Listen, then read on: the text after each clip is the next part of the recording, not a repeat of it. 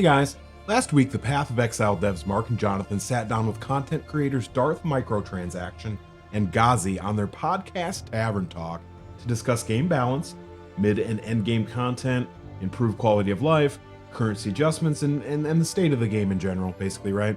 The interview was fantastic, and I'm a huge fan of both DM and Ghazzy, and honestly, I understand why the community tends to love the GGG devs as well. But my favorite part about anything I'm going to talk to you about today, including the just patch notes in general, was a moment when Darth, or DM for short, went on a merciless attack regarding the state of the warrior. He had Jonathan on the ropes, and the ref basically had to call the fight. I mean, I was absolutely grinning from ear to ear. Let's take a look quick. Would you say it's a fair statement to say the warrior and mace skills and, sort of that side of the tree in particular is in a state where it has the worst of all of them? So it has the worst of the defenses and armor, it has the worst effective HP in terms of life, and it has basically the worst offensive capabilities as well. So you could see why I'm feedbacking so hard in relation to this archetype. Man, that's a brutal savaging, but I suppose I can't necessarily disagree with any of those assessments. All right. Well, I'm going to do it just a little ball waxing here, but man, this dude is a national treasure and we need to protect him at all costs. And I mean, maybe I love this so much because I started as a warrior and I basically got like bricked in the early end game. And I really felt his words in my soul. And I literally I was like fist pumping when I watched that part. And, and to be fair, they talked about a lot of other things regarding the warrior, and they did give some good feedback. And it does sound like Triple G is aware of all the issues. But anyway, I'll link the interview in the description if you want to watch the full thing. It's fantastic, but here's just the key takeaways for the whole interview. A big rebalancing patch will come a little later on to address outlier builds as well as buffing underperformers. Triple G wants additional bosses and quest objectives throughout map tiers, making the endgame progression a little more gradual and guided. Tons of improved quality of life and system adjustments will be on their way, like item filters for console, more Atlas tools, minion HP bars, deeper charm systems, etc. Triple G is at least aware of divine orb inflation on standard servers in regards to trading. Although I did get the vibe that of kind of a wait and see type of response as they introduce the rest of the game to perhaps maybe add more divine orb syncs, things like that. A map stash tab is coming very soon. And overall, the devs emphasize the need to test and gather community feedback, avoiding short-term band-aids when possible. There's much more. Again, the link to the video is in the description. I would highly suggest watching it. Very entertaining, and DM and Ghazzy are fantastic. And before I summarize the rapid fire patch notes, please consider doing the thing and pushing the things. I'm almost to 500 subs. It would mean a lot. Okay, moving on. Patch notes were over 20 pages and I tried to scrape out the gist. I'll link the entire notes in the description as well. Now, general changes and improvements, we have league migration, so now you can move from solo self-found to standard or hardcore at any time. That's pretty cool.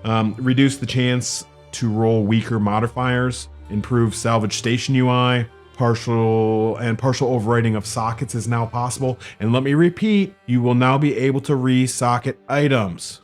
Huge change. Seems small, but huge. Armor should be about 15% more effective overall. It's more than likely not enough, but the devs did mention, as I was talking about before in the interview, that armor needs a deeper and a longer look.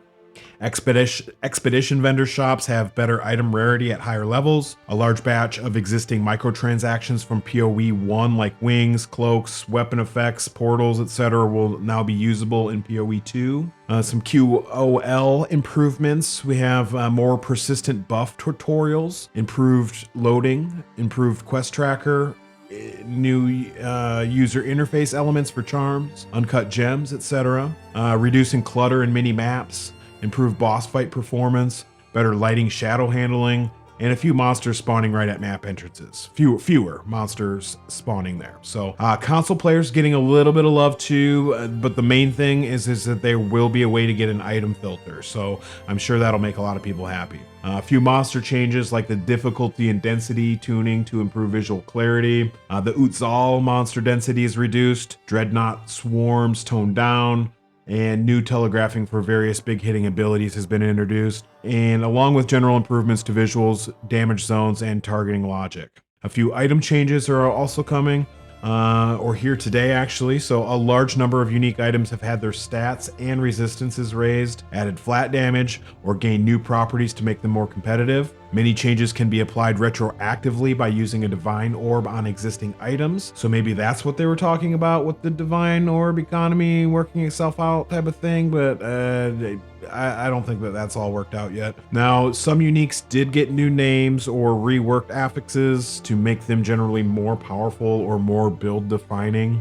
There were several end game changes as well if you're into the end game. The new tower maps have been added. There's Alpine Ridge, Bluff, Mesa, and Sinking Spire have all been added, and then plus there's been a revamp to the Lost Towers just to make it, I think Jonathan said, to make it suck less. I never really had a problem with it, but hey, we'll see. I haven't really done many of them yet. Strong boxes will have faster enemy waves, higher chance for research strong boxes, and distinct visuals for spawn monsters. Reworked boss encounters such as the Arbiter of Ash can't be interrupted or block certain skills, has longer invulnerability window, and is less likely to target minions if you're a minion build. A minimum of 3 rare monsters now spawn in every map.